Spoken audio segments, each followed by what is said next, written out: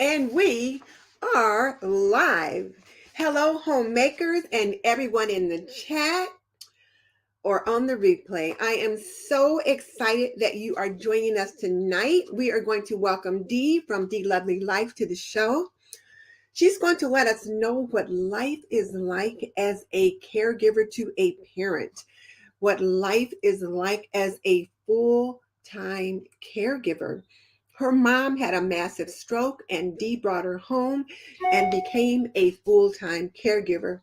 But before we get into that, I am your host, Denise Jordan, and I need to let you know that this episode is brought to you by Apron Diva. Pretty and practical. We believe that an apron can be a homemaker's best accessory. And again, our featured apron tonight is the Lucy, because you know lemons are trending for spring. And so we are having the Lucy lemon at 10% off. Use the discount code Lucy10 at checkout. Okay, so let's bring Dee on. Hello, Dee. Hi, Denise. I am so glad you are here to join me tonight. I And am too. girl, you are hilarious. I've been watching all of your videos, and you have such a great sense of humor. And you know what? I suppose it serves you well being in the full-time caregiver role. Oh, absolutely. Humor helps extremely. I can Extremely. believe it. I can believe it. So let me let you know that just real quick, we'll let the people see you. We've got Melinda here, plain and simple. Wendy's on here. My YouTube worlds collide. She's glad because she likes both of us. We've got Ann Allen. We've got ML. Now this person is yours, and Ann Allen. These are your people coming over to support you as well. And Uh, Melinda's like, is it on yet? Yes, Melinda, we are here live. Can't you see us, Mindy? Can you see us? Then we've got Jack's girl here from Florida, Jack's Florida girl, Genia Jacobs. So we've got lots of people here that are here to welcome you. And I am so glad that they are here. And don't worry about being late. I'm just glad that folks are here to join us. So let's get into it. We've got lots of questions and we probably won't get to them all, but I'll try to do my best. Also, for those of you in the chat, if you have a question, what I want you to do is to type hashtag Q in front of your question, and hopefully I'll see it. Mickey Blue Skies probably will not be on tonight. She's got a bad case of food poisoning. So she's been pretty much confined to 2 rooms of her house today. So she probably won't be on. So if there's a question, be sure to put hashtag Q. I'll try to make sure I catch it. If I miss it, then just put it in again, or somebody can say, hey, so-and-so has a question, and we'll try to keep up with that. All right. I feel So, like that. you said what? I said I feel like I don't know where I should. Look straight ahead. You look absolutely beautiful. I saw you going like this with your glasses and all that kind of thing. So yeah, you're fine. And Genia Jacobs said this is her first live. And you know what? I'm glad you're here then. We are glad you are here. So okay, so Dee, and I know your name is Denise, so you're my name twin. So the I two know. on tonight. So tell us about what life was like before and then immediately after you became a full-time caregiver to a parent. It was stressful, but not this type of stress as after the stroke. Um, I had a long career in human resources. Mm. And the last 6 years of it was in healthcare in a hospital setting. So ironic, I don't know. And I was very career driven. I committed to very long hours. I oversaw all of the recruitment, medical staff, licensed staff, with, like recruitment, hiring, orienting, training. I worked my way up as an HR manager, interim director, was part of the senior leadership, part of the executive management team. And once my mom had a stroke, I just stopped everything, and I just never left her side since. And once I became, I guess, immediately right after, as a caregiver, um, I think what I remember was I was lost, I was afraid, and I felt some kind of alone. When something that traumatic happens, I think it was more or less like, what just happened? Okay. What just happened? Now let's back up just for a little bit because you said a lot in there. So let's unpack it right Okay, in there. So first of all, you were an HR professional, and that's what my daughter is. She's an HR professional as well. But you were an HR professional, career woman. So you had your own identity as a career professional. And now all of a sudden, you're no longer a career professional. You are an at home wife and a caregiver, correct? correct. So tell me what that was like, just real brief. When you say you felt lost, did some of that loss have to do with all of a sudden losing your identity as a career person? I I think it has a lot to do with everything. Not just with a career. I think it also has a lot to do with um, what's right, what's wrong, what you should do, um, how to do it. I didn't really know the differences between, strokes, different type of strokes, Mhm. heart attacks. I was spinning because I didn't really know exactly what was going to be my mom's future, not so much my own. I've always been a nurturer. I've Mhm. always been a nurturer. And my immediate feeling at that time was, I got to be there. I got to get on the next flight. And I did. I got there within 4 hours from San Francisco airport to Las Vegas. I was right there and I never left her. I never looked back. I never questioned it. I think my coworkers, they totally understood. Mhm. And at that point, when I was in the hospital, in and out, sleeping on those uncomfortable chairs, I get it. I was just lost. I was lost. I was pretty much by myself. And I had all these, you know, professional doctors coming in one by one, telling me this, telling me that. And my mom, became unresponsive. And, I always had my mom to ask, what do I do? Mhm. I always had that person to go to. That was my person.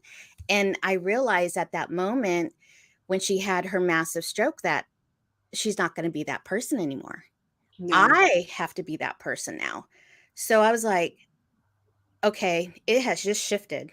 The mother and daughter role just shifted. And I was just terrified. I was terrified. Um, I get I, it. And that's a paradigm shift too. When you go from being the daughter to all of a sudden you're the caretaker, but you haven't even gotten to the caretaker role yet. Right now, you're just trying to make some decisions about what it is that you need to do. I understand completely because Blue Skies and I took care of our mom the last few years. Blue Skies lived with her, and it was a gradual thing. It wasn't all of a sudden, but when it's a big yeah. shock like that, It's yeah, very I get it. traumatizing. It's very traumatizing.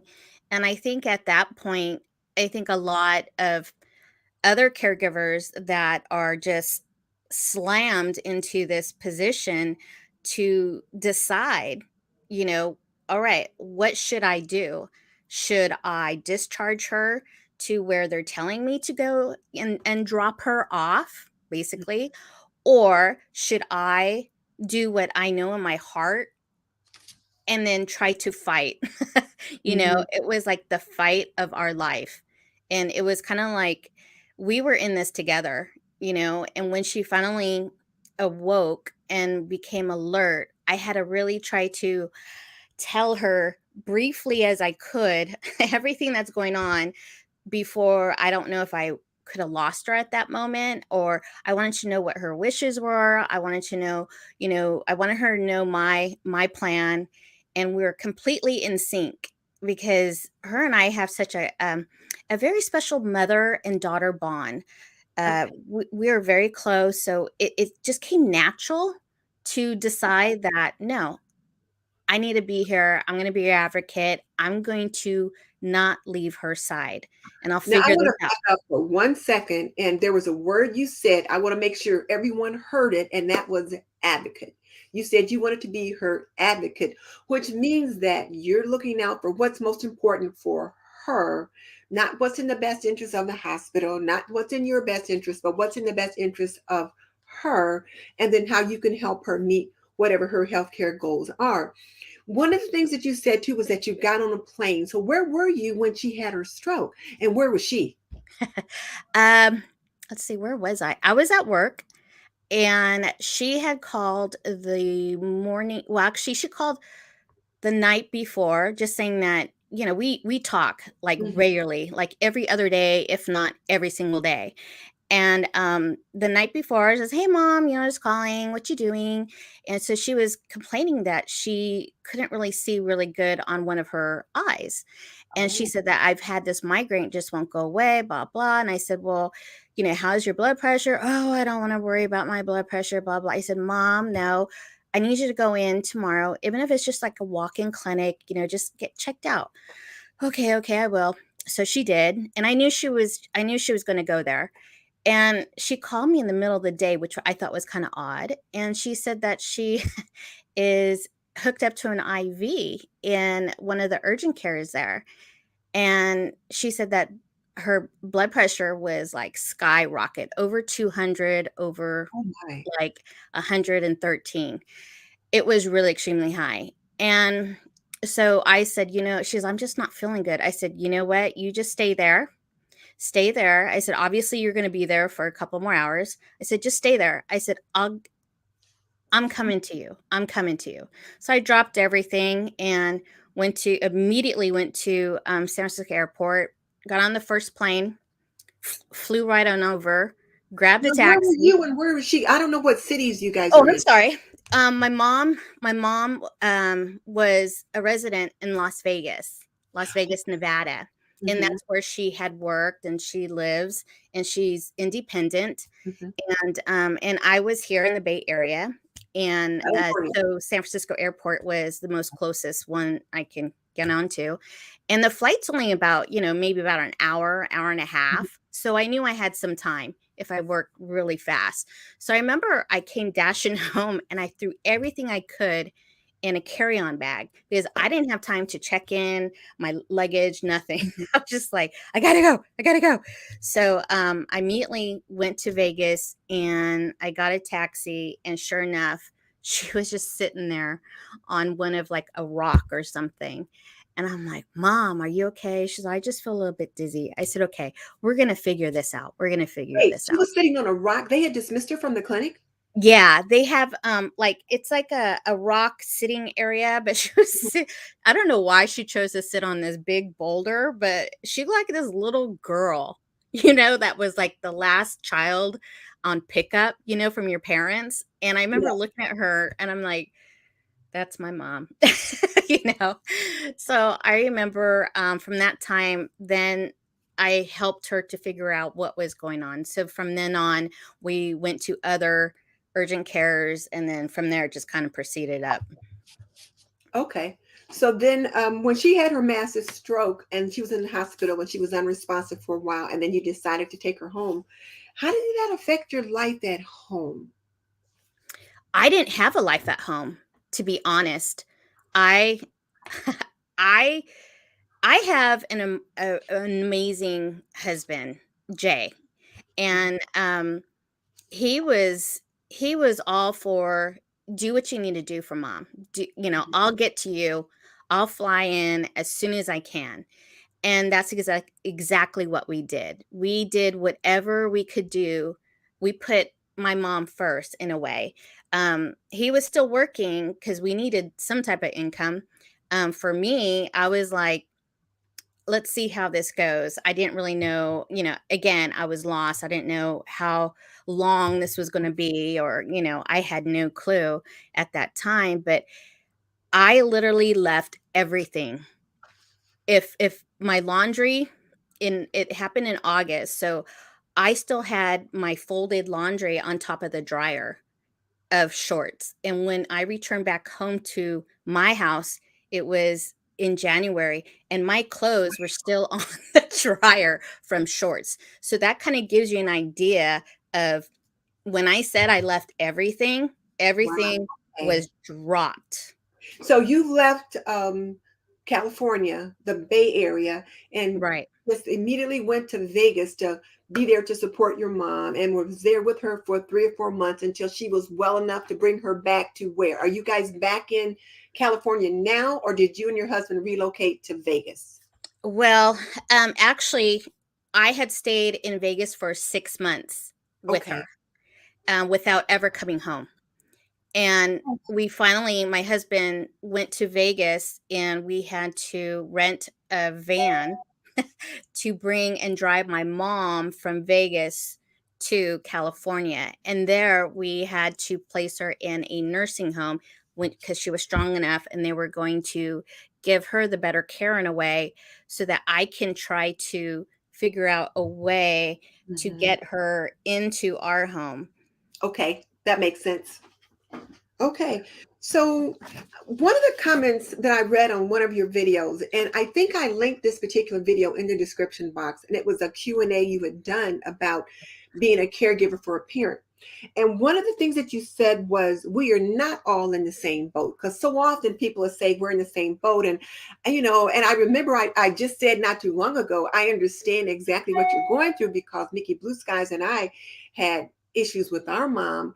And we were her full-time caretakers. Mickey more than me, because Mickey actually lived with her. But I see what you're saying, because one, mom didn't have a stroke. She was starting to struggle with dementia and Mm. Alzheimer's. And so she was, for the most part, in her own home. But there were times when she was in the nursing home, and we had to go back and forth. So talk about that. Talk about what you mean when you say we're not all in the same boat. Sure. I feel that a lot of assumptions out there are that we're all in the same boat. Oh, she's a caregiver, we're all in the same boat. We're all in the same boat. And I don't know if it's because I've been a caregiver this long that I've realized, no, we're not in the same boat. Some of us have no support, no family, no spouse. You're by yourself. You and your survivor. That's it. That's like being on a kayak, or a canoe. And then there's some people who, like me, I have the support of my husband, Hmm. and my mom is alert, and she's able to communicate. She's able to do a lot of things still. There are some people who are, you know, they might have a parent, and then they share, the caregiving among the siblings, so therefore they have a pretty good sized boat. And then some people, they have everything. They have a spouse, they have siblings, they have friends, they have a caregiving agency beyond, so they're in a different boat. And then there's the different types of care that you have to give. Some of them require more care, Yeah. 24/7 care. Some of them, they need outside care, for Alzheimer's or dementia. That's all different types of levels. And I think that really, you don't know exactly what the other caregiver is going through, because we're not all in the same boat. We might be in the same somewhat situation of an Same umbrella, person. but no. I think Okay. all of us are different. How do you stay organized for your mom and yourself? Because I know when Blue Skies and I were trying to juggle appointments for mom, it was like, okay, I might take mom just to the physical therapist, or I might take her to the doctor, or I might take her to this doctor, and Blue Skies took her to that doctor. Or I would take her to the doctor, and Blue Skies would stay home and just have a couple of hours to herself, since I had mom at the doctor or the surgeons or whatever. Nice. Right, right. So Um, how do you stay organized with that? You know, I had to learn real quickly. Being at work, I was always I'm a very visual person. I have to have everything in front of me. I've always been like that in my career. I've always had, my desktop, all of my calendars there, but I also always had a paper planner in front of me because a lot of times in the hospital, I have to run here, I got to go run over there, I got this interview over there, I got an investigation over here. And so I would grab that planner and then I still would have everything because we weren't as high techy as we are right now with our Yes. phones. And so I have always depended on that. And that just worked for me. So as being a caregiver, I was going crazy because I was like, how am I gonna keep track of everything? And then I started to realize, okay, I need to start scheduling it out. And if I schedule this, then I need to do this. So then I thought, okay, I need a planner. I need to go back to what I'm comfortable with and what works. So I've always used a planner. Currently, right now, I'm in love. I'm a happy planner gal. I love my happy planner.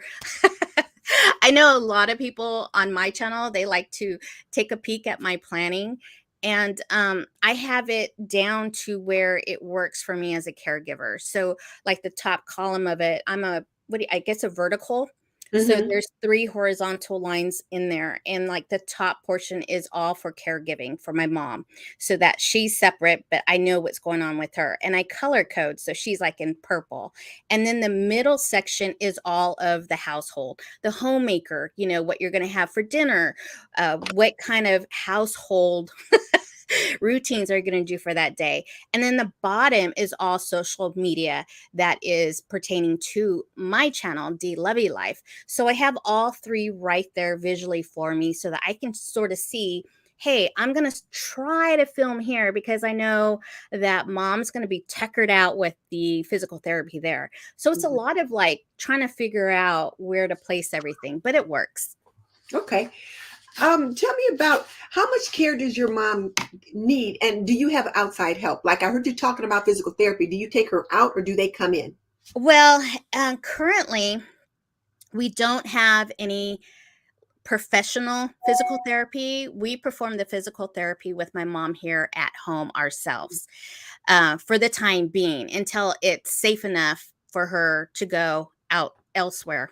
Or if I decide to have someone coming in, I think where, so like if you do physical therapy, uh, we would actually have it depends, okay, and this is where we're all in a different boat kind of deal. With my mom, she is a 2 assistant person, meaning that there needs to be 2 of us to assist her from her hospital bed into her wheelchair because there's that chance that she can fall. She's not that strong enough. She's getting there, but she's not that strong enough today to do that. So I definitely need, for safety, I need 2 people to assist me to do that. Um, Also with physical therapy, 2 assistant, because someone needs to help her with her knees or her legs, and Mm-hmm. then the other person needs to hold her up. Yeah, So hold there's on. always 2 people. She's not really bedridden like she was before. We do get her out and into the wheelchair as much as we can. A lot of times we get her out after 4. Sorry, mom. And so we try to get her up from between like 4, and then we do physical therapy in the house just by ourselves. And then we'll have dinner at the table pretty much every night. And then she likes to like watch TV just like the rest of us, have some family time. And then we'll get her back into bed. Okay.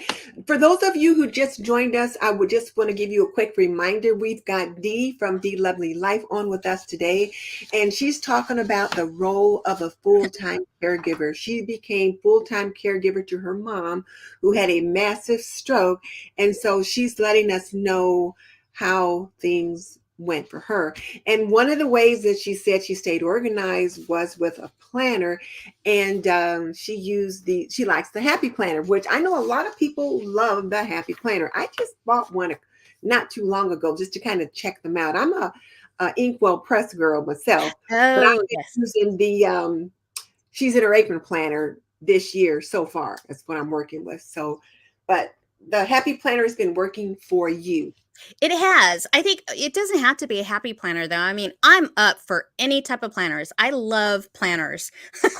I've tried different planners in the past, and Mm-hmm. it just seems like either they're limited edition types or they don't, I don't know. So I just stuck with Happy Planner only because it just works for what I need. But definitely use any type of planner, even if you just need a calendar. Mm-hmm. I've done a video about that, about my planning. And I think that really helps a lot of people to figure out, oh, I can use anything that works. Yes, definitely use whatever works for you. I mean, Okay. Now tell me about the notebook. I heard you talk about the notebook. So these things you put in your planner, or is a notebook something else? it's something else. I call it the medical binder. And it's just really just a regular standard red binder. And I labeled it Jenny's medical binder. And it's always visible for anybody. So something ever may happen to me, it's always ready, available for someone to grab. And in that medical binder, the first thing when you open it up is going to be like her first and last name, her date of birth, her height, her weight, her medications. I also have our address where we're located, her other Oh, emergency numbers, just yes. so that if there's a caregiver in the house or somebody else who does not know my address right by heart, or they don't know what my mom's weight is or height, because a lot of times when you call 911, those are the first things that they ask, you Mm-hmm. know. So I have that ready, available in the front page. Now, in the other tabs, I have like a history of all of her um, vitals so that people are aware of her baseline. Because if you ever call 911, you're going to get one of those dispatched over to your house and they're going to ask you, do you know the baseline of the patient's vitals? So Okay. that's always a good thing to know and have on hand. I also like to keep that because I usually like to hand that record over to her doctor so that he can see, hey, I've noticed it's been dropping, what's going on in here, or I've noticed it's been kind of moving up a little bit. I think we're going to have to kind of tweak her blood pressure medication. So that's always really good to have on hand in that medical binder. In there, I have like her power of attorney for, finances, her health. I Oh, also have her routines. I typed everything out so that, again, in case if something happens to me, at least someone who's going to take over, oh, okay, this is what she does in the morning. Okay, oh, okay, this is what she does in the afternoon, and this is her bedtime. And then I always make sure I update all of her medications, so I have a separate list. And I have copies behind it, because if you go to your doctor's office, they always ask, oh, can I get an updated on your medication? And it's always changing all the time. So I'm now I just make several copies when I make that out, because I'm like, here you go. Here you go. Unfortunately, with my mom having the stroke, there has always been some setbacks since mhm. we've been in California.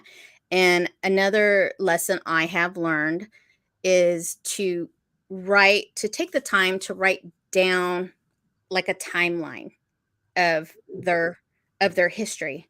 Like my mom had these symptoms on this date, da da da. Master stroke was on this date, and I gave all the medical verbiage. And Okay. then I told her, like, hey, she had a setback on this day, she had an ear infection on this day, da da da, da, whatever. And it's a one page. So one time I went to ER, and of course, they don't know who you are. I mean, you just arrived in a gurney, right? Right. And so now I'm like, he's like, "Oh, when did she have her stroke?" Like, "Oh, do you know that she had?" I'm like, "Here," and I just hand him the paper, and he reads it, and he goes, "I need an EKG. I also need a CAT scan with da da da." So it was like, boom! It just saved so much time, and I was like, he goes, "You're amazing to have this." He goes, "I wish every patient was this efficient, when they're Yeah. providing for their patient." I'm like, good. And it saves me because I don't want to waste time. Time is And it's valuable. hard to remember all of that It is. An emergency situation. So now let's just back up for a second. I want to unpack just a little bit of what you said. And you talked about keeping a book or a record of the history where you put down the important information. So when these particular symptoms started, when they had this stroke, and when they had this therapy, and when they had started this medication and whatever, so that there is a chronological history that's written down, that when you're at the ER and you're at your wit's end, you don't have to try to remember, and you can hand that information to them. And you keep all of this organized neatly in the medical binder, Hmm. but you use your planner, and it could be a planner or a calendar, to stay on top of day-to-day activities, appointments, your own appointments, including hers. So now, when do you plan for your housework? Oh, I plan those usually down Queen G's downtime. Now, let me just back up for a second. For those of you who don't know, her mom's name is it Gwenny or Jenny? Is Jenny. Jenny, because I saw it written on one of the on the wall in her room, but you always call her Queen G. And I think that is so cute. Our mom was called Gwenny. Her name was Gwendolyn. They called her Gwenny. So, Boy, we have so much similarities. oh, that's Denise. right. That's right. Yeah, it's yeah, having a planner and a medical binder is key. I mean, it is really key and it saves a lot of time. It saves a lot of time and stress, because you just don't know if, well, for me, it was also like when you're in ER and then the doctors see everything, they can evaluate and assess much better Mhm. than not, because I wouldn't have enough time to say, you know, Yes. and then they might see something, say, "Oh, she had that. Hello. Oh, you know what? We better do a blood test on blah blah blah blah. See where she's at with that." I would never think of that, and they don't know her. They don't know her history. So once we get all of that assessed in the ER room, then unfortunately, sometimes you have to go upstairs and get a room, and she's in there for a week or so. And when you go upstairs to get into inpatient, it's a whole, what's your mother's name? What's her birth date? When was her stroke? Do you have do you know her Medicaid? I'm just like, here, Yes. here. And then you have other people who come in throughout that night. You got the cardiologist, you got the neurologist, you got a dietitian, you got all kinds of people. And I might not be in that room. So I will pin it Mhm. on the board so that the nurses are aware, the doctors are aware, so everyone's on the same board and they know they know about my mom's medical history. Okay, looks like we got a question from Wendy Becker, and she wants to know, do you have any brain teasers or puzzles with your mom? She's trying to come up with different ideas for therapy at home. I believe Wendy had said earlier that she was also caring for her mom at home. And Wendy, correct me if I'm wrong, because I haven't been able to keep track of what everyone is saying in the chat. But you're trying to come up with different ideas for therapy at home, and I believe it's for your mom. So can you talk about that? Okay, so for brain teasers and puzzles, I really don't do that, because with my mom, she kind of gets a little bit confused, and I don't really want to overwhelm her or stress her out on that. Mhm. However, I do know that there are many like apps out there that will cater to whatever type of medical condition you might have. And some of them are available and for free too. So you might want to Google some, because they do have those available. I personally don't use anything. As far as puzzles, I actually go to the dollar store and I will buy like the big piece puzzles. Mhm. And my mom used to love doing puzzles. She'd do like the 5,000, those little small, little tiny little. Yeah, little I uh, remember those. so she would love doing that. But now I have to give her the big, big pieces, and we'll play and we'll try to do that. I'll try to help her with that. Okay, so Melinda wants to know, why do you call your mom Queen G? Okay, so when my mom was in a nursing home, she started to come down with depression. So she was all the way in the back, and it was really cold in there. It was dark in there, and she was miserable. She was just really miserable because she kept having setbacks. And so one day, my husband and I went to the flea market, and my husband goes, "Hey, look at that crown." I go, "Ooh." He goes, "We should buy it for your mom." I said, "Oh, that would make her so happy." So after we went to the flea market, we went back to go and just be with my mom for the rest of the night. So I said, "Hey, mom, look what Jay got you." And I go, "Queen Genevieve, the queen of room 210B, the room of the paradise, and where the princes and the prince comes in." And she was like, I mean, she got so much thrilled about, role playing. It was so Yeah. adorable. So her nurse came in, and she noticed my mom had the crown. And she goes, "Oh, do we have a queen?" And I said, "Yes, it's Queen Jenny." And my mom goes, "Queen G." And she goes, "Oh, well, Queen G, may I please take your vitals? Please." And she goes, "Well, dance for me, dance for me." So the nurse gets into it and she does little twirls in her room. It was adorable. It was just a magical moment that we knew she was enjoying, and we don't get that very much in those Mhm. days. So we took it. That's how we got Queen G. It stuck. So now when people ask her what her name is, she will say Queen G. I love it. I love it. And I really like how you were able to get things personalized so that it just kind of perked her up. You guys did things that Mhm. were specific and personal to her. Melinda's on here, and she was the one earlier that asked why you called your mom Queen G. And she says her mom refused to do any crafts or games. She wanted nothing to do with the old people. And she was in her 80s. And Blue Skies and our mom had the same issue. She was like, these are old people. And our mom was in her 80s too. Yeah, I think a lot of us get that from time to time. I mean, my mom is the same way. My mom always had her hair done and, looking really nice. And then now she's, of course, we can't really dye it when we can, but she's like, "No, just leave it." But she's like, "Oh, I have white hair."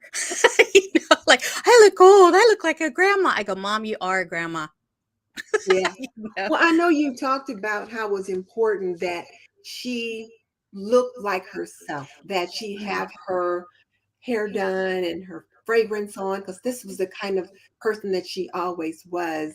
And it is important for them to be themselves as much as possible. We got another Absolutely. question here about, do you get your nursing supplies at the pharmacy? And then what's the easiest way for you to acquire them? Okay. So, far as like nursing supplies, I usually try to go to either like Costco and get gloves, or even, believe it or not, Harbor Freight has like the least expensive boxes of gloves. But that was before 2020, people. Okay. 2020 just ruined it. So it was really hard to find gloves or even baby wipes, diapers, those kind of things was really hard.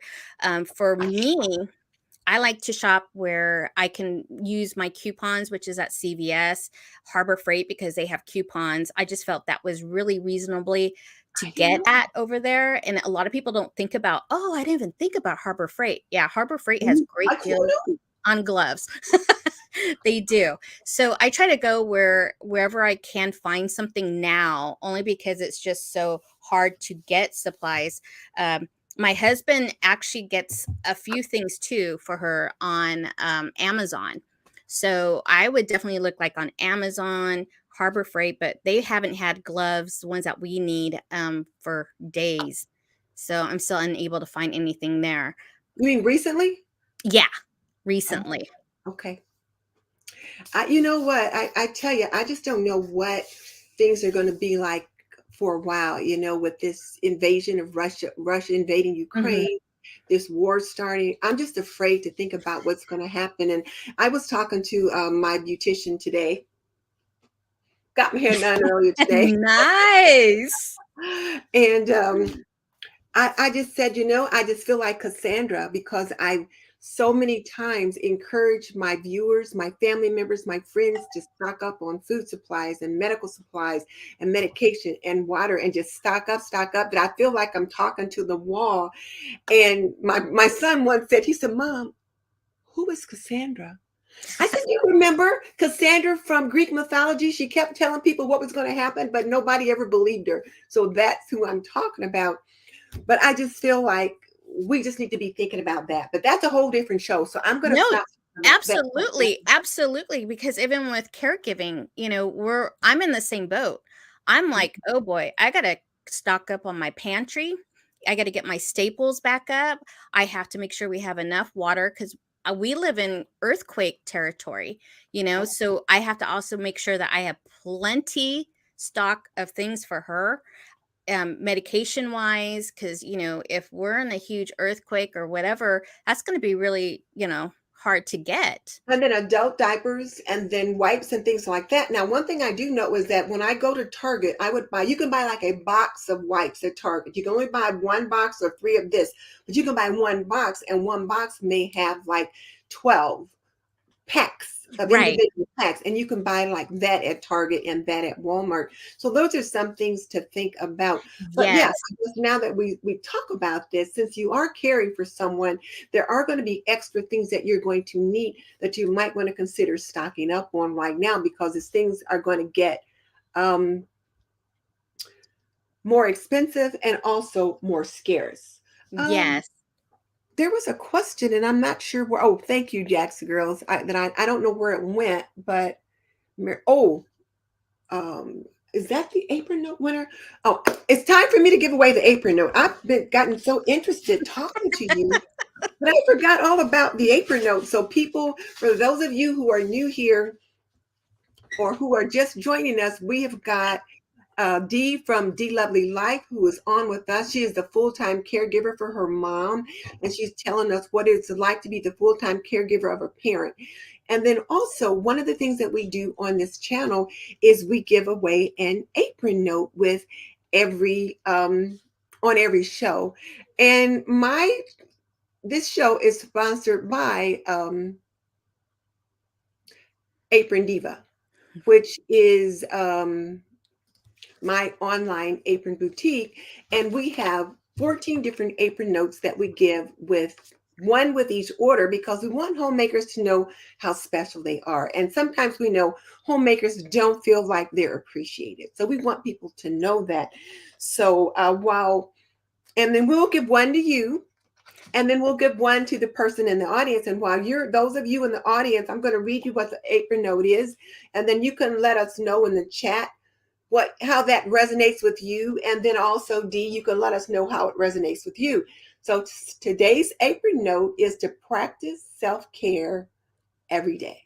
Oh, that's an important one. Tell us why you think that's such an important thing. And then Blue Skies is going to pull the name of the person in the chat who's the winner. So when you hear those little dings popping off, sometimes she's sending me a message. Got it. So with me, if you guys follow me on my channel, DeeLovelyLife, I'm always about, I like to end my video is, remember to take care of yourself. I'm taking care of myself until the next one, right? And I mean that. I really do mean that. As a caregiver, as a nurturer, we give and we give and we give. And I think sometimes also, if you're a female and a homemaker, it's like we give to everybody in the house. It's your husband, your kids, your stroke survivor, everything, your home. And it's just a lot. It's a lot on our plate. And I think even as a caregiver, most of all, you always have to fill up your own cup. You know how they always say, fill up your own cup before you can give to others. It's the same thing.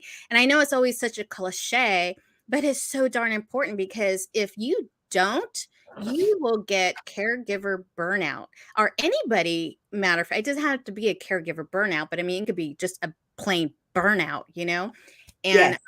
last week I wasn't feeling all that great, and I can tell my energy was dropping, and I had to say, I got to take some time off for me. And that's exactly what I did.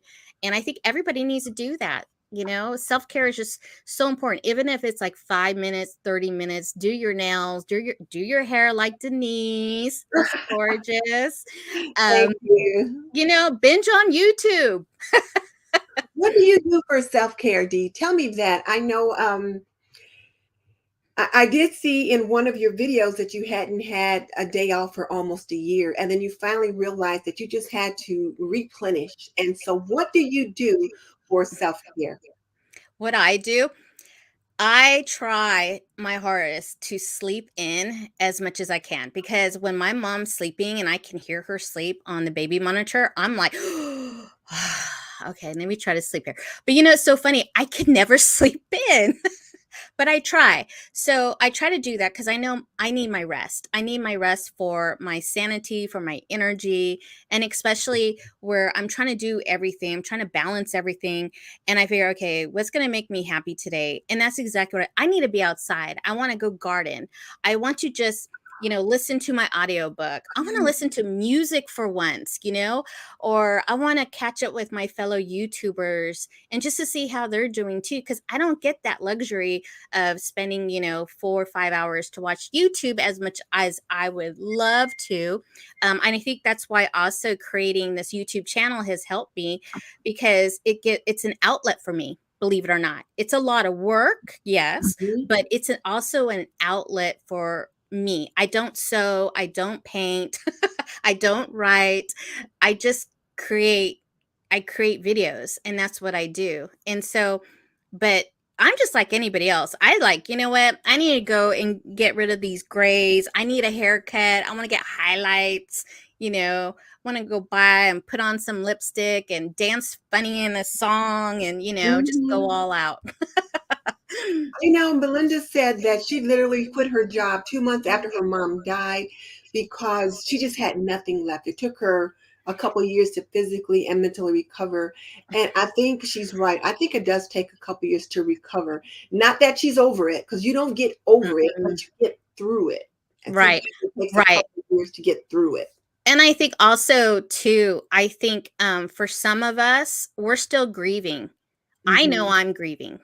I it took me a long time to actually let it out. It took, because I think I was just in shock. I was in shock and survival mode when everything Yes. took place. And everyone, I remember my best friend, she stopped everything and flew into Vegas from the Bay Area. And she literally took me in the car and just like kind of shook me and say, "Are you okay?" Like she was just ready for me to belt it out and just cry. I couldn't. I'm just like, I think I'm okay. I You think. weren't sure yet. Yeah, I I wasn't sure. I wasn't sure. I was so traumatized. It's very traumatic. And then once it all kind of it hit me, it honestly hit me. And I remember being home by myself, and I just let it out because I was home by myself, and that I was grieving. I was holding Mhm. that in because I realized then that my mom basically is gone. I mean, even though she's here with me here on earth, um, part of her is gone. And I Mhm. think some of us have to realize that with family caregivers is that it's really hard. It's hard when you're looking at your loved one, but they're there, but they're not there. Does Yes. that make sense? Or they're just different. That makes Or complete they're sense. different. Um, let's see. Melinda said her doctor said she was having some panic attacks. Yeah, I Um, believe that. let's see. Jack's girl said that she's still devastated. She lost her mom in 2014. We lost our mom about a year ago. And, it's just, there's times when it's harder than others. So, yeah. Right. And you do have a beautiful garden outside, Terry says. Thank you. Yes. Then Melinda said she started decluttering. Um, and then Blue Skies is talking about when mom declined so rapidly and then she passed so quickly. She was kind of okay, but okay. And then Lynn took long walks and began to journal. I don't know what he's doing. But Said you took long walks and began to journal and that kind of thing, and then recorded all the memories. I like that. And her list of gratitudes. I have to Yes, do that sometimes because I have to tell you, our mom had dementia and she got to be real mean towards me toward the end. And I just couldn't understand it. Even though I'm a healthcare professional and I know this sometimes happens with Alzheimer's, it's just still hard when it's directed at you. And you can have all these theories and know all this stuff, but when you're on the other side of the bed, it's different. it is. And so sometimes I'll just, like now, it's easier for me to remember the happy times or the fun things that we used to do. So, yeah.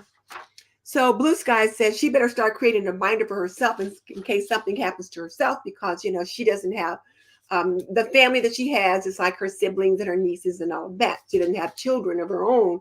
So, Right, but she does have right. some grandchildren, which she And won't I admit to. and I think that also that reminds me too is that I think a lot of us, we don't have that discussion. You know, it's really hard to ask your parent or your loved one, hey, what do you want as far as your care if something happens to you, or what happens if you pass away? um I mean, a lot of things, a lot of important discussions are not being made. And I think for me, I think that was one of the downfalls, because I mean, I didn't really specifically ask her and have like that moment to moment, but we always had little slight discussions, so I kind of knew what was her plan in a way.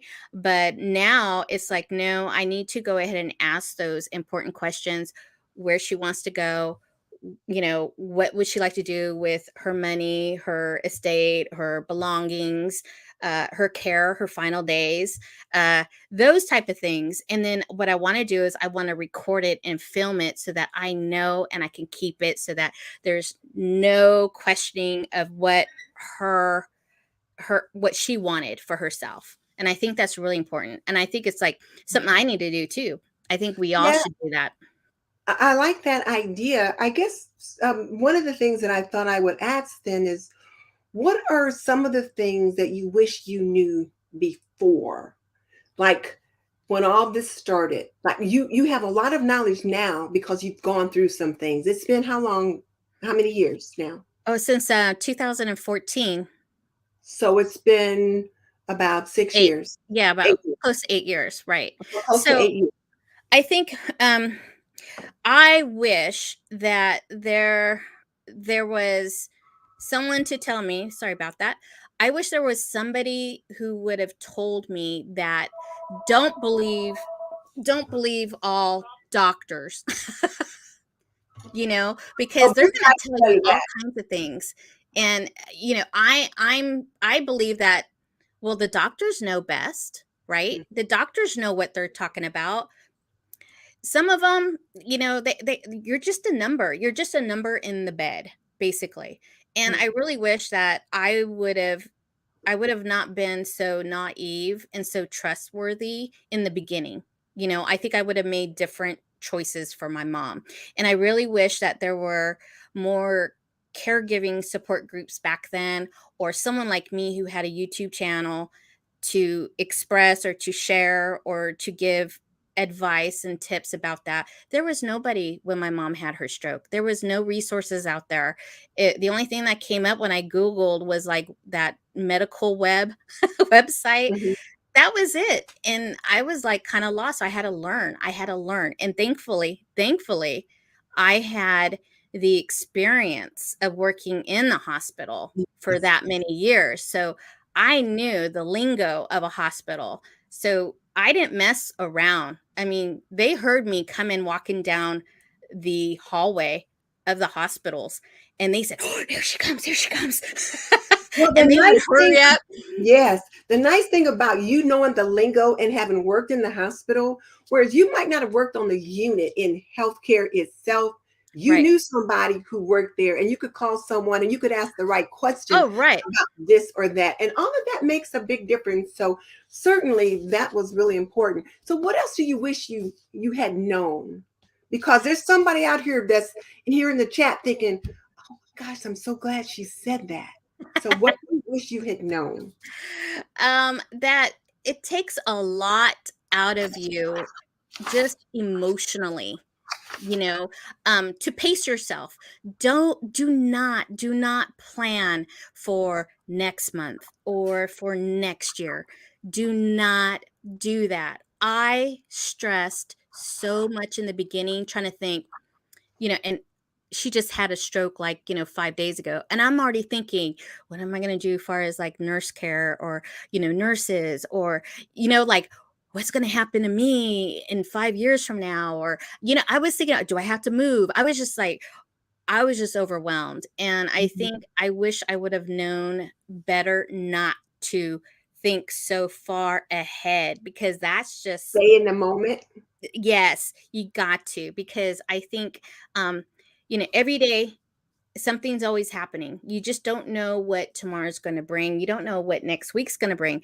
And I always say, hey, I have to go with the flow.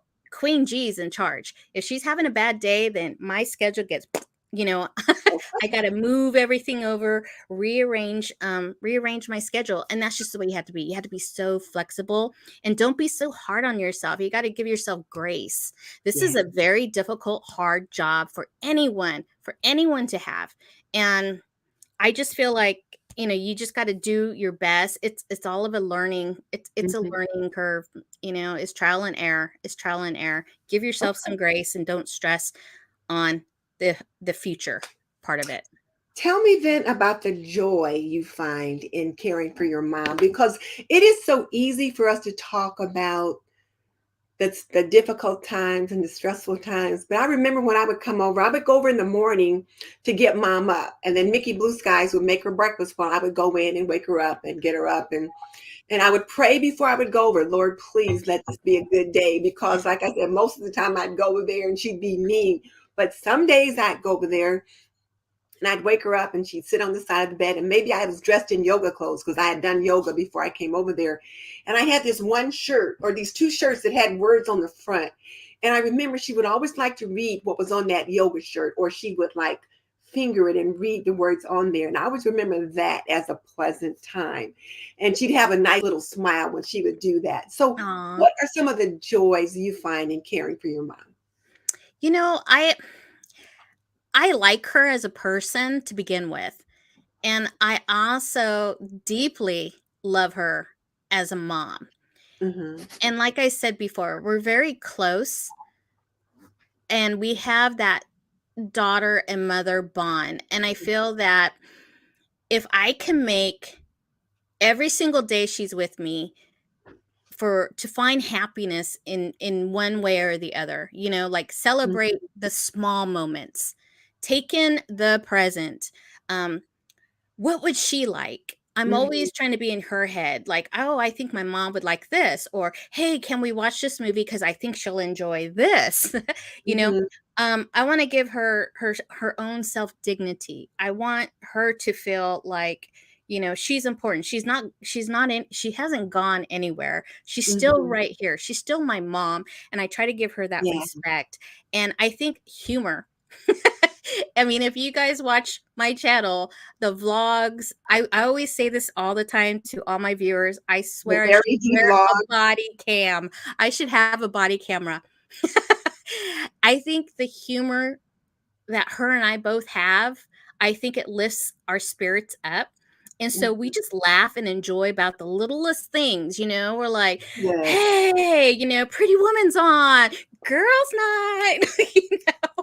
I I know, mean, I watched you do that, and I just thought you just exude so much joy. And I think when you and she do those things together, it just kind of helps to lift the spirit, the mood in the room. oh And yeah. that just certainly helps when you bring that joy to your caregiving role. It's certainly very, very helpful. It's all about the attitude. Yes. Just real quick, because I know well, two things real quick, because we're getting up on the end of our hour. One of them is a selfish one, but real quick, what's your daily routine like as a full-time caregiver? And then I'm going to ask you about your laundry challenges, and then we'll do the lightning round. So, Okay. what's your daily routine like as a full-time caregiver? Oh boy. Well, I have three routines that I like to keep consistent with. So I have a morning routine where I would, get her up, um, have to change her, get her situated, get her water, making sure I kind of assess her to see where she's at and what kind of day or what kind of mood she's in, make her Mhm. breakfast. And then once we do that, we do all of her personal hygiene. We brush her teeth, get her face wash, moisturizer, let her Mhm. brush her hair, let her kiss herself to the mirror. And then it's like, usually in the afternoon, it's more or less, I try to find things for her to do. So Mhm. if it's like speech skills, if it's bed exercises, or if it's we can get her out of the bed and then let's get out, let's go take a stroll just around the street. Let's get some fresh air in our garden. I try to also let her be part of that garden as well. So she loves hanging out in the backyard, and so do I. So I think that has been our safe haven throughout the last couple of Mhm. years. Thank goodness. And then on evening, it's I always like to have her included at the dinner table. We are that family that sits every night at our dinner table. And Yes. we turn off the TV and we listen to my husband's, his day and his, because he's the only one that goes out of the house, Mhm. basically. And then Queen G will tell us any type of current events that she saw on TV on the news. So we let her also, invite in the conversation. And then usually after that, we'll watch whatever's on the TV for a little while. And then it's starting going into bedtime, meaning that we got to get her back in bed. And then we start doing the whole personal hygiene, brushing her teeth. And she likes to put on her pons. And then she'll say goodnight to Google. She loves that part. Or we ask Google for jokes before we go to bed. And then that's it. And then during the night, what I have to do is like every 4 hours, I would have to get up like maybe at midnight and then again at 4 a.m. so I can go and reposition her, making sure like she didn't pull off the covers or the blankets and her arm is, I worry about that. So a lot of times I'll go in there, and also the cat Kitty, she has Kitty with us. So I'll have to attend to her cat as well. So that's kind of like my routine as far as a caregiver. Yeah. Okay. All right. And then it's really quite a bit and it's quite involved. And I have to commend you for doing so much by yourself. Oh, It's a thank lot. you. I mean, Blue Skies and I had each other there every day. We have other siblings that would come and help. My one sister that lives in Delaware came down and stayed for like 2 or 3 months to help, but she couldn't be there every day because she lived in another state and she had a whole family there. So, I mean, you know what I mean. And then Right. we had two sisters here who would come over and help, but most of it fell between the two of us. And then since Blue Skies lived with her, more so was even with her.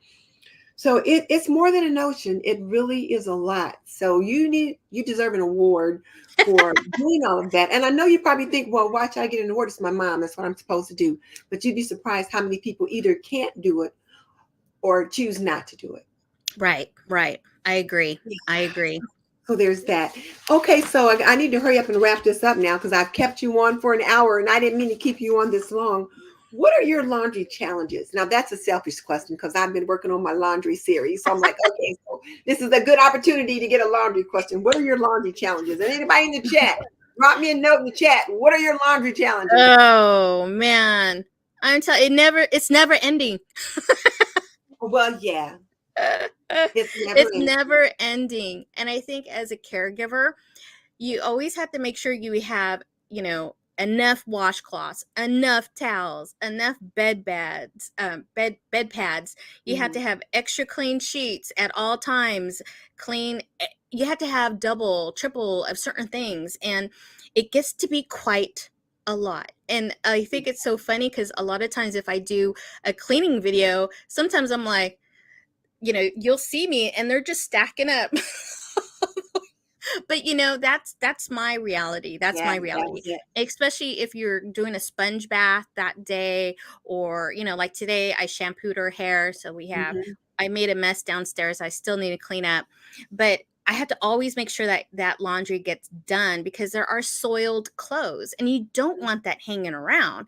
No. So I immediately had to get those in. And my mom, she's so cute. She always says, let me pay for your next washer and dryer machine, please. Let me pay for it. She's like, did I break it yet? And I said, no, Mom, you're okay. Yeah. You're okay. So, yeah. And I think it's always just trying to, and then I do so many of hers that sometimes I forget my own laundry.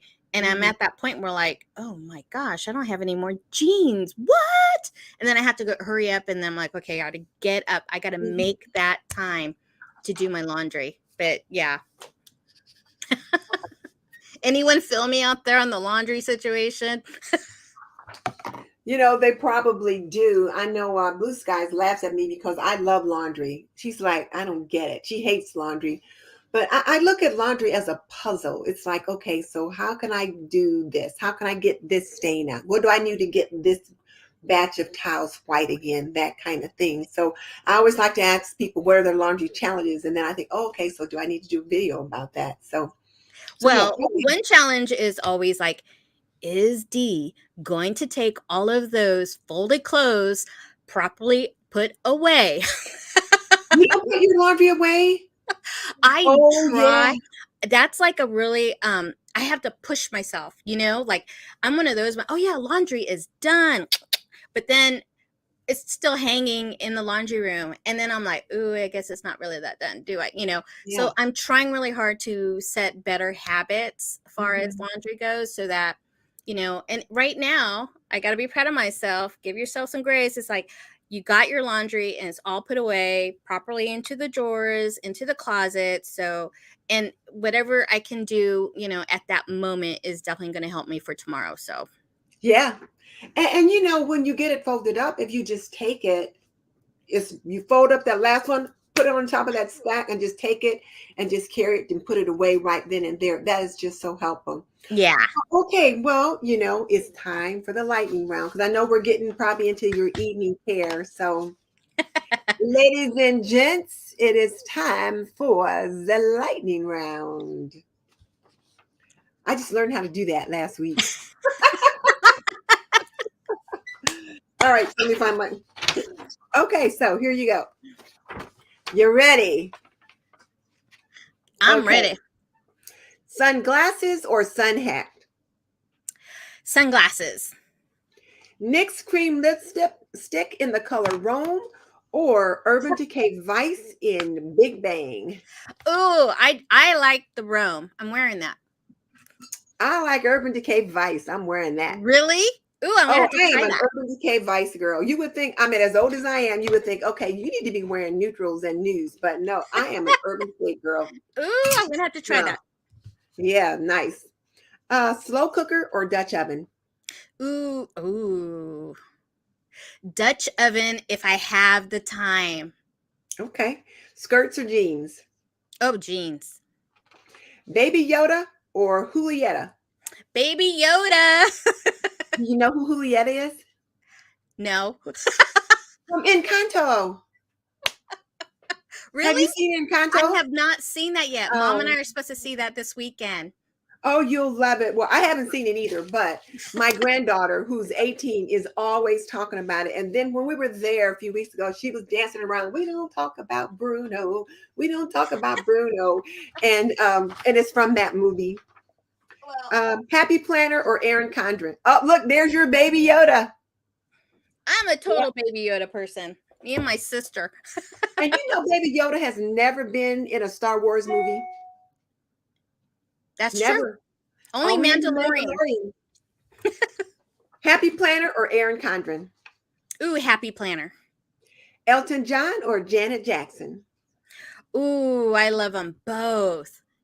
It depends on Okay. my mood. It's depending on my mood, but I'm down for Janet Jackson. Okay. Costco or Harbor Freight? Ooh, Costco. Smoky beef ribs or pina with mushrooms and Italian sausage? Ooh, smoked ribs. Okay. And turquoise necklace or hoop earrings? Turquoise necklace. All right, that's it. Boom, done. Thank you. Hey, That was fun. it was fun. And it was fun pulling your questions too. It was a lot of fun doing that. So let's get that off of there. Well, You I get just want to say thank you so much for inviting me as your guest. I really appreciate it. And I really hope someone out there got something out of it. You know, oh, I want to make sure that I'm spreading it in a most positive, loving way possible. I think they will, because I tell you what, you have such a joy for life, and it just comes through. Dee. Thank It just you. through. It comes through on your video. And so if you're like that with your mom, and your mom laughs and has a beautiful smile too. Oh, she So has a quick wit. so if you guys continue that, then it just makes it better. When you approach it all grumpy and grouchy and like, oh my Yeah. goodness, I gotta clean her up again, or oh my God, she had diarrhea and I gotta do this or that. It just makes it harder. But when you approach it with like, okay, this is what it is, and Yeah. have a happy heart, it's just much easier. So I want to thank you for sharing your joy of caring. Oh, thank you. Yeah, that Thank was much you. needed too. All right. Well, let me remind you guys that our Lucy Lemon is on sale, and that's it back there on the door. 10% off. Use the code Lucy10 at checkout. And be sure and check out my two most recent videos, my 1950s housewife, and I got a lot of conversation on that 1950s housewife, but also my laundry routine video too. Check that one out. And And make sure to subscribe to Denise Jordan's channel. oh yeah, be sure to Give a check thumbs out up. you too. That's what I forgot to do. I forgot to show them your channel. Let me show them real quick. I forgot to do that. You know, I have to, when I'm trying to share screens, sometimes I mess it up. So there you go. Be sure and check out G's channel here, DeeLovelyLife. And because life should be lovely no matter what happens. And I like that. Yeah. I really like that. So there you are. And you can see all the different things she talks about. So you do a lot with meal planning and all of that. And then your caregiving. So And decluttering and cleaning. yeah, hair clipping and Well, decluttering. thanks, Michelle. So is Michelle on? I don't know. I don't think she is. I don't think she is. But anyway, I want to thank you so much for joining us, and I want to Thank thank all of you you. guys for joining us. Share this episode with friends, because there's going to be someone that needs to hear that. And Dee, again, thank you so much. Oh, thank you, Denise. I enjoyed it. I had a All lot right. of fun. And thank you, everybody, for tuning in. I so appreciate the support. Melinda and Joe and Minimal Zebra, Wendy, Julia, Terry. Gosh, thank you, guys. I really appreciate it. All right. I'll see you guys next time. Bye. Bye.